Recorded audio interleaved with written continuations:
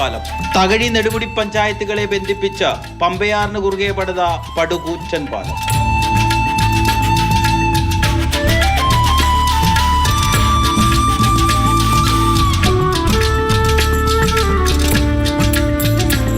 അര കിലോമീറ്ററോളം നീളം. കേരള വാസ്തുവിദ്യയിൽ ഒരുക്കിയ 8 കാവൽ നിലയങ്ങൾ. തീർന്നില്ല, ഇനിയും ഏറെയുണ്ട് പ്രത്യേകതകൾ. വാഹനങ്ങൾ മുകളിൽ കൂടി പൊക്കോളും.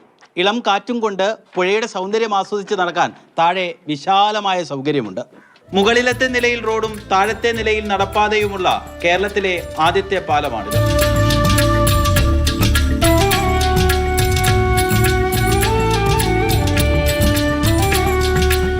2016-17 ബജറ്റിൽ പ്രഖ്യാപിച്ച പടഹാരം പാലത്തിന് 63.35 കോടി രൂപയാണ് നിർമ്മാണ ചെലവ്.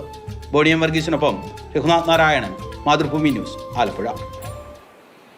എന്തായാലും വളരെ വ്യത്യസ്തമായ ഒരു പാലം തന്നെയാണ്. നമുക്കിപ്പം രഘുനാഥ് നാരായണൻ ചേരുന്നുണ്ട്. രഘു, ഈ പടഹാരം പാലം വലിയ കൗതുകമാണ്. മുകളിൽ കൂടി വാഹനങ്ങൾ പോകും, താഴെ സൗന്ദര്യമൊക്കെ ആസ്വദിച്ച് നമുക്ക് നടക്കാനും സാധിക്കും. എന്താണ് ഈ വാർത്തയുടെ കൂടുതൽ വിവരങ്ങൾ? കൊല്ലം ബൈപ്പാസ് ഉദ്ഘാടനം ചെയ്യുന്ന സമയത്ത് ഞാൻ കൊല്ലത്താണ് ജോലി ചെയ്തുകൊണ്ടിരുന്നത്. അപ്പോൾ അവിടുത്തെ ഏറ്റവും വലിയൊരു പ്രശ്നമെന്ന് പറയുന്നത് ആ കായലിന് കുറുകെ ഉള്ള പാലത്തിൽ ആളുകൾ വാഹനം കൊണ്ട് നിർത്തി ആ കാഴ്ച കാണുന്ന ഒരു വലിയ ഗതാഗത കുരുക്ക് കുറച്ചധികം നാൾ അവിടെ ഉണ്ടായി. എന്ന് മാത്രവുമല്ല, ഈ ജലാശയങ്ങൾക്ക് മുകളിലൂടെ പണിയുന്ന പാലത്തിൻ്റെ മുകളിലൊക്കെ ഇപ്പോഴും ഈ പ്രശ്നങ്ങൾ ഉണ്ടാകും. ഇവിടെ വലിയ പാലം, വലിയ പാലമാണ്, ഈ കടലിൻ്റെ പൊഴിക്ക് കുറുകെയുള്ളൊരു പാലമാണ്. അവിടെയൊക്കെ ഈ പ്രശ്നമുണ്ട്. കാരണം ആളുകൾക്ക് ഈ കാഴ്ച, മുകളിൽ നിന്ന് ഈ ജലാശയത്തിൻ്റെ കാഴ്ച കാണുക എന്നുള്ളത് ആളുകൾക്ക് വലിയ കൗതുകമുള്ളൊരു കാര്യം തന്നെയാണ്.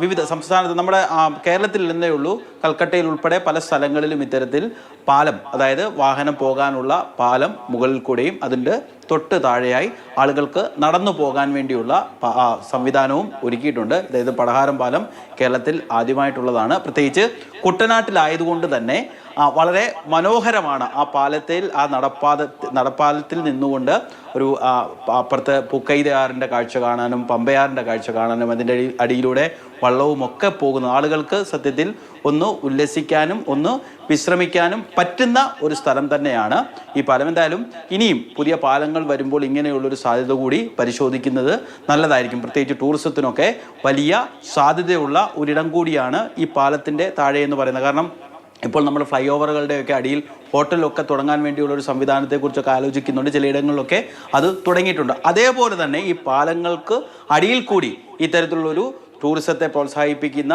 നാട്ടുകാർക്ക് വരുമാനം കിട്ടുന്ന ഒരു സംവിധാനം ഉണ്ടാക്കിയാൽ ആളുകൾ സ്വാഭാവികമായി തന്നെ കുട്ടികളൊക്കെ ആയിട്ട് വൈകുന്നേരങ്ങളിലെത്തി ഈ കാഴ്ചകളൊക്കെ കണ്ട് സന്തോഷിച്ച് ഉല്ലസിച്ച് പോകാൻ പറ്റുന്ന അവസ്ഥയുണ്ടാകും.